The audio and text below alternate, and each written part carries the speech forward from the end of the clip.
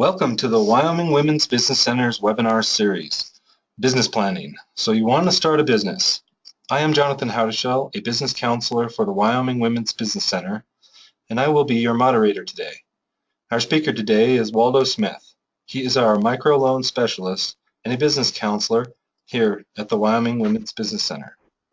Waldo has been a loan officer for over 27 years, first for Farmers Home Administration, and then for various banks in Nebraska and southwest Minnesota. He worked extensively with farm and ranch customers and Main Street businesses, assisting them with their financial information and processing their loan requests. He also spent 4 years as a financial director for a local non-for-profit, prior to joining the WWBC. This webinar is being recorded and will be available on our YouTube channel. Just go to youtube.com and type in Wyoming Women's Business Center. If you have any questions during the presentation, please type them in the question area and I will ask them for you. Now, without further ado, I present to you Waldo Smith. Thank you, Jonathan, and good afternoon, everyone. Happy New Year. We're glad you could join us for this presentation today. This is probably going to be a shorter presentation simply because a lot of what we're talking about is dependent on what type of business you're wanting to operate or to form. And so it'll vary. The different topics will vary from industry to industry. And my best suggestion would be to give us a call and visit with us about your ideas. But we'll cover some general topics today and try to help you get started as we go through. The first thing you need to think about when you're starting a business is answer the question, why? What is it you're trying to accomplish? Do you see a niche or a need in your community, in your region or state that you can fill? Something that is unique, something that is only you have thought of? Or are you just looking to make a lifestyle change? How you answer these two questions kind of depends on the next step. So we're going to take a look. If you've got a niche or an idea that only you can fill, the next couple of slides won't necessarily apply to you. But if you're looking to make a lifestyle change, if you want to get out of the 8-to-5 job and break off on your own, then there are a few other things I would recommend you think about. The first are, what are you good at? What have you had success doing in the past? What are you experienced at? What jobs have you done in the past that can help you in determining a new business plan or course of action? What do you enjoy doing? I can promise you that if you try to do a job, start a business doing a job that you don't enjoy, you won't do your best at it. And so you need to have fun at what you're doing. And can you make a living at it? Is it a business that can support you and your lifestyle? Will you have to make lifestyle changes? Or is it something that you can continue to do but as a hobby only?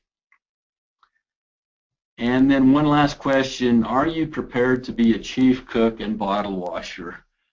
If you are running a business, especially in the startup phase, you need to think about all of the things that you will need to do as a part of that business.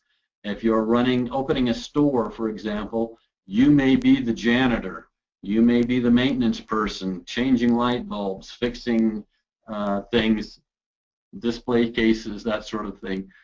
You have to be prepared to be a jack of all trades to do all of the jobs associated with your business until such time as you can afford to hire those sort of things done. So here are some steps to go through or things to follow as you prepare to open a business of your own. The first is legal requirements. You need to think about what what licensing requirements you may have for your business. Are there city codes you need to be aware of? Are there county codes? Are there state laws you need to be aware of and comply with? For example, a barber shop or a hair salon requires a license in the state of Wyoming. That may not be true in every state, but it is in Wyoming. A restaurant, for example, will need to pass fire codes and health inspections and be certified to open. If you have a shoe store, for example, you may not have a specific license requirement, but you may need to have something from the city that allows you to open. Say, for example, you are wanting to operate a child care business out of your home. In some states, there is a limit as to how many children you can take care of in a home-based business. If you exceed that number, then you have to have a license. And then if you're required to have a license to do it in your home, then you may look at zoning requirements. Is your neighborhood zoned for commercial use? You may exceed the license limit and then find out you can't do it in your home any longer because it's a zoned residential and they do not allow commercial businesses in that area of town. So things to think about. If you have questions on licensing requirements, one individual that you can visit with is Paul Howard with the state of Wyoming. I've got his email here, paul.howard@wyo.gov, and he can answer those questions for you. Or if you visit with us, we can help research that information too as part of our services. Once you've determined if there are any legal requirements, then the second step is what type of legal structure or what type of business structure, business entity would you like to use? And I've got 4 of the most common listed here: sole proprietorship, a partnership, a limited liability company, and a corporation. Each one is unique. Each one has its specific positives and negatives to it. If you're just starting a business, if it's home-based, a sole proprietorship may be the best thing for you. It's the simplest as far as reporting taxes. It's the simplest to form. But if you're looking at doing a storefront or a specific business property to house your business, then you may want to look at another type, as a sole proprietorship may not be the best for you. Also, if you are going to have people as a part of your business, partnership, or people assisting you that have an ownership interest in the business and it's not a spouse, then you're looking at a partnership, a limited liability company, or a corporation. A sole proprietorship can only be one owner, but multiple owners require a different structure. If you have questions on these, we have handouts that we provide that explain each individual type of entity and the benefits of each. There are also places on the internet that you can go and research those as well. So something to keep in mind as you are planning your business start.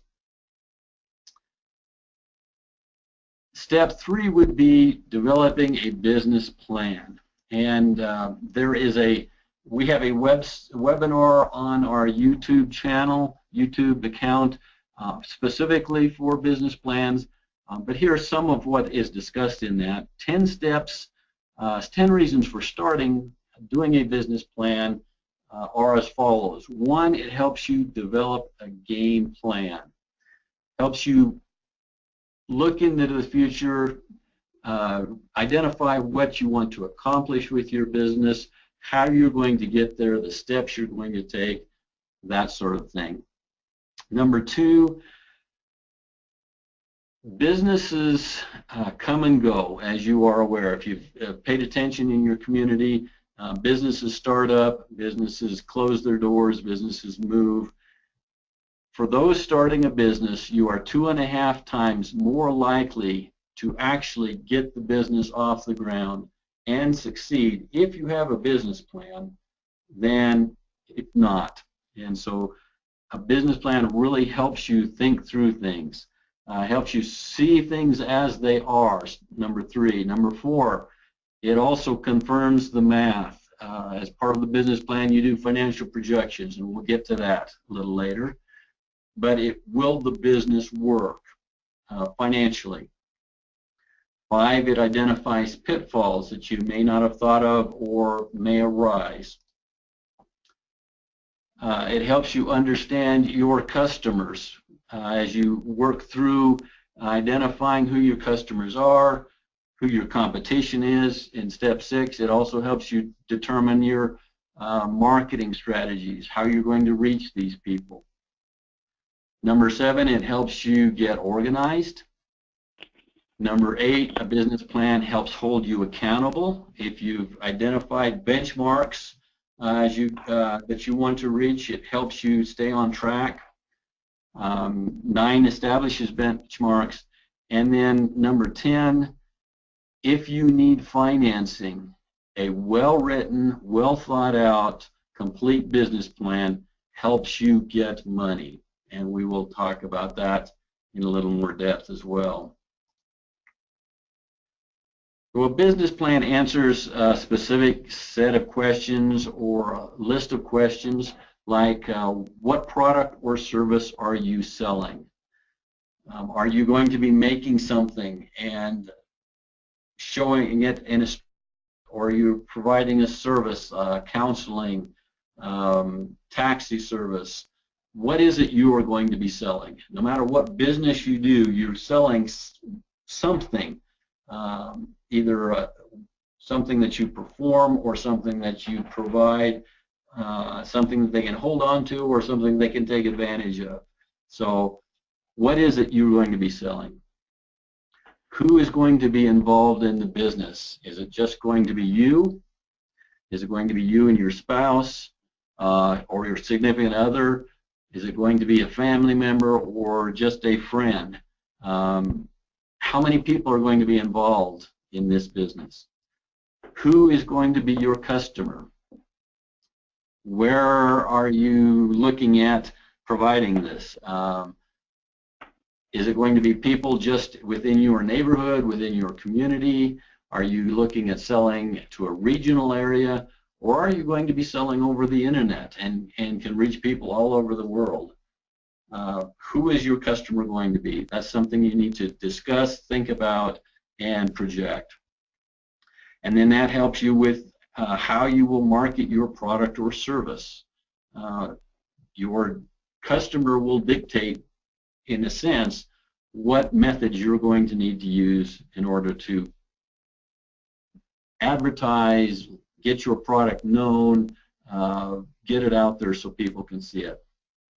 And where is your market? Again, locally, statewide, regional, international, where are you going with this? A good resource to help you answer some of these questions is the Market Research Center here at the university.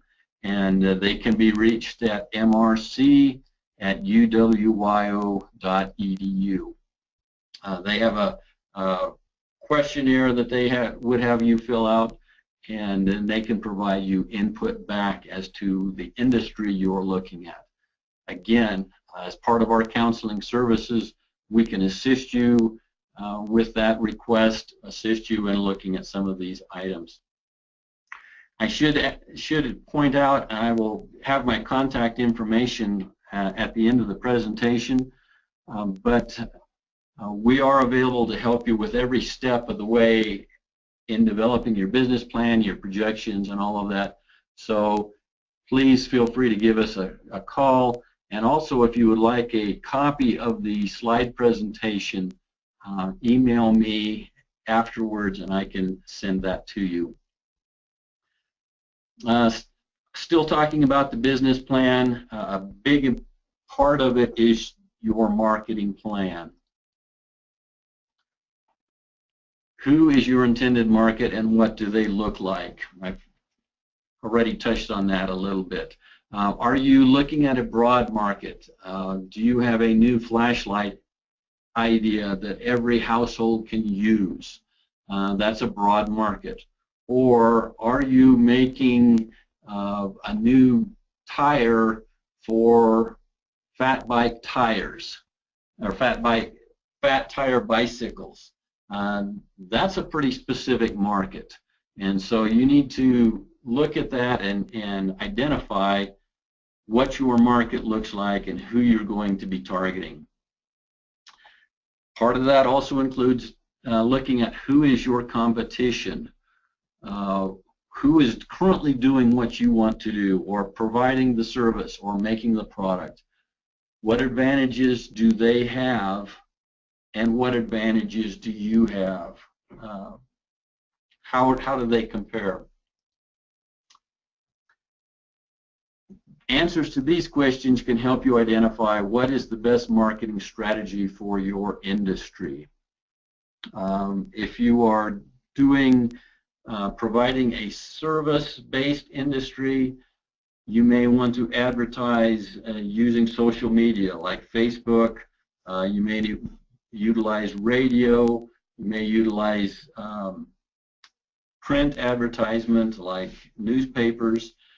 If you are a Main Street business, you may utilize print. You may utilize your radio more. If you're going to be offering discount coupons, definitely print. So a marketing strategy is of utmost importance before you even start your business so that you can identify how you're going to get the word out to potential customers. And some additional things to think about as part of your business plan write-up: what kind of insurance will you need? If you are a business, you will likely need some type of commercial policy. But are there any specific or special requirements? Will you have a delivery vehicle as part of your business? In that case, you're going to need auto coverage as part of your commercial policy. A commercial policy will have a liability clause in there to protect you against lawsuits. Will you need coverage for inventory? So the best thing to do is talk with your insurance agent on that. Location. Do you have a place to operate your business from, or will it be from your home? Again, are there zoning issues for the address you're going to be using? You can decide you want to start a greenhouse, for example, and sell organic tomatoes. Can you do that in your backyard, or do you need to find land on the outskirts of town for that? If you are looking at doing it on the outskirts of town or a separate property, is it zoned commercial? Is it zoned agricultural? What issues may you have? And so location is important. Also, a part of location is if you're running a retail business, can people find you easily? Can they get to you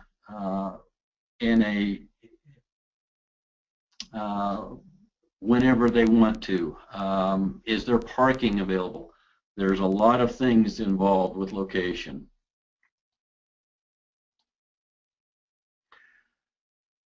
Who will make up your management or support team?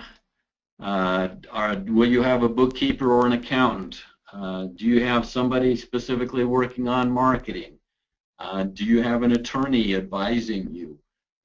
If you are more than one individual involved with the business, if you have a partner or a group of people, who's going to be responsible for each area, bookkeeping, etc. This is, again, where a lot of times you may be doing these things yourself to start with until you can afford to hire the help done. And so are you knowledgeable enough in these areas, or do you need to help? Also a part of a management plan or a management team or support team, or having individuals you can talk to ask questions of, to get advice from, to run ideas by. A mentor. The SCORE organization run by the SBA is a good example or a good resource to utilize for that. They are retired business people who can walk you through steps, mentor you, and give you advice as you go through the process of opening up. And even once you're open, they can continue to provide that mentorship to you. For a more detailed explanation of business plans and how to put one together, you can visit our YouTube account, look at our webinar, 10 Reasons to Write a Business Plan and How to Do It, and that can give you a more in-depth idea on the process. Once you have your business plan fairly well written out, you also need to look at financial projections. They are a part of the business plan. And so some of the things you need to look at or think about are, what are your startup costs going to be? What is it going to take to get the business off the ground and running? Are you going to need to buy things or pay for things up front?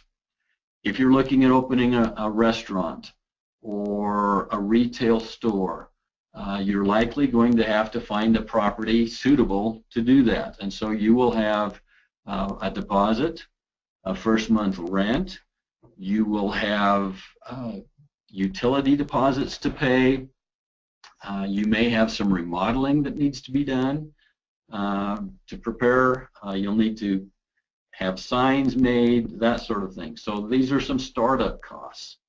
And say you're opening a lawn care business, you may need to purchase a vehicle or lawn mowers in order to accomplish this. So you need to identify what it's going to cost to get started initially.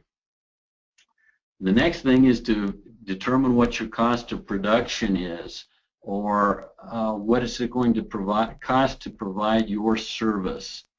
And we have tools that can help you with that. Spreadsheets are very beneficial in making these calculations. And so if you're at that point, you can sure give us a call. Another thing to think about is, what amount of sales do you need to break even? Once you know your cost of production or the cost of providing the service, then you need to look at what your other expenses are and determine what it will take to break even. That will help you in determining how you're going to price your product or service to provide the additional income for living expenses and that sort of thing. A complete set of financial information as a part of your business plan will include all of the following. A startup business balance sheet. This is a document that indicates everything that the business owns and all of the debt it owes in one complete package. If you would like to know more about how to put a balance sheet together, we have a webinar recorded and available to discuss that in detail. We talked about startup cost projections. You'll need a sheet identifying those. We talked about, jumping down one, cost of goods or service projections. We've talked about that. Once you have those, then you can use your cost of goods or services to determine your monthly sale projections for the first year. Most businesses don't start off and immediately reach a maximum sales quantity. You have to start small and usually build up. And so as you go through your first year, how do you anticipate your sales growing over that 12-month period? When you have your sales projections done, then you can go through and include your expenses projections to get a monthly cash flow for the first 12 months. This is critical if you are needing financing, because a lender will look at this and say, to see if you will be able to, at some point or at what point, you will be able to start repaying any money that you borrow. After you've got your cash flow projection for the first 12 months, it's a good idea to do a projected balance sheet for the end of year one to compare your startup with where you plan on being or anticipate on being 12 months from now. You should also include cash flow projections for year 2 and year 3 in your package of information. This just shows how you anticipate your sales to continue to grow, and any new purchases you may need to make to accomplish that, to reach those goals. And one thing to keep in mind through all of this, as you're doing these projections, is how will you support yourself while the business is developing. During the first 3, 4, 5, 6 months maybe, how are you going to pay your personal living expenses if the business isn't able to pay you a wage to start with? These are all projections you need to think about. All right, so you've got your idea, you've got your business plan all thought out and written up, you've got your financial projections. Now you need some money to get off the ground and get going. So if you are seeking financing from a lending source, the things you will need for a loan application are tax returns for the last 2 to 3 years. If you are a startup, you will need personal tax returns. If you are buying an existing business or you've been operating a business but you're expanding, then you will also need your business tax returns. And depending on what type of entity structure you are, whether you're a sole proprietor, a corporation, an LLC, that will determine if you have a separate business tax return or not. You'll need a copy of your business plan, and you will need a copy of your financial projections. Again, we are available to help you put these packages together, and we do offer financing through our microloan program. So if you are at the point where you're looking at needing financing and you have talked to the bank and they are not able to assist you, you can check out our website, www.wyomingwomen.org, and there you can find information about our IDA program, our microloan program, and how we may be able to assist you with financing. If you do not want to borrow money, but you still need to come up with some cash, one way of doing that is through investors, through crowdfunding or borrowing from family, relatives, friends, or getting people to put into the business, buy into the business as part ownership. Again, you will need a business plan and financial projections to provide these people to entice them into providing you the financing that you seek. And so you still have to go through all of these steps, even if you're looking at investors and not borrowing the money. So with that, that is a quick run through, and I'm opening up to questions. Before we really get to that, I do want to point out that our services are made possible due to grants from the Wyoming Business Council, the U.S. Small Business Administration, and the USDA Rural Development. So we want to recognize those individuals. And I'm going to put my contact information up so for you to take down if you need to contact us with any questions. But with that, are there any questions that you have at this point? I don't see any questions coming through currently right now. I want to thank you, Waldo, for your presentation, and I want to thank everybody for joining us. And please make sure at the end of this, please fill out the survey that comes when you close out. Our next webinar will be presented by Jen Ford and will be held on January 20th. And the topic will be Go Start, get you moving towards your goals. And does anybody have any questions? Again, if you would like a copy of the slides, you can email me and I can attach it back and reply back to you so that you can have these to look over. But with that, I would thank you for your time and your attention today. Yes, thank you again. And if you have any questions in the future, please feel free to contact us. And thank you again. Have a wonderful day.